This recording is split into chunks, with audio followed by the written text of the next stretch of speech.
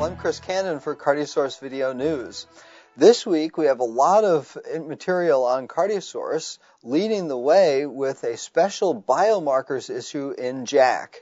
This is a tremendous issue with 24 papers on biomarkers spanning all the different areas of cardiology, including coronary disease, but also peripheral arterial disease, congestive heart failure, normal outpatients, interestingly also valve patients, and hypertension. And so seeing application of biomarkers really across the full spectrum of cardiology disease. Now, another leading study this week was the SPIRIT-4 trial that was published in the New England Journal. This, as you know, is the study of the everolimus or Xience stent as compared with the paclitaxel-eluting stent in patients with stable coronary disease, over 3,600 patients. And for the first time, we're seeing a reduction in clinical events. So the primary endpoint was target lesion failure, and that was a 38% significant reduction in events. But interestingly, the everolimus-eluting stent had a significant reduction in MI by about a third, and a reduction in stent thrombosis through 1 year by about 2/3.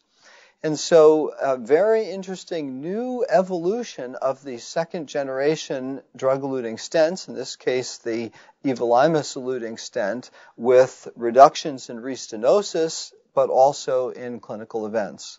And then a final note this week of something that may not be working as well as we thought, notably pneumococcal vaccine to prevent MI or stroke. This, as you know, has been added as a recommendation in the secondary prevention guidelines, but based really mostly on epidemiologic data. And so a cohort from the Kaiser Permanente insurance and health coverage program looked at patients who were or were not vaccinated and did not find any reduction in MI or stroke in those who had gotten vaccinated as compared with those who were not. It was not a randomized study, but it's a little bit of a cautionary note to say that we really don't know and whether vaccination would prevent MI or stroke. And so a call for actual randomized studies of this question. And so it's been an exciting week in cardiology, and all of this can be found on Cardiosource. I'm Chris Cannon for Cardiosource Video News.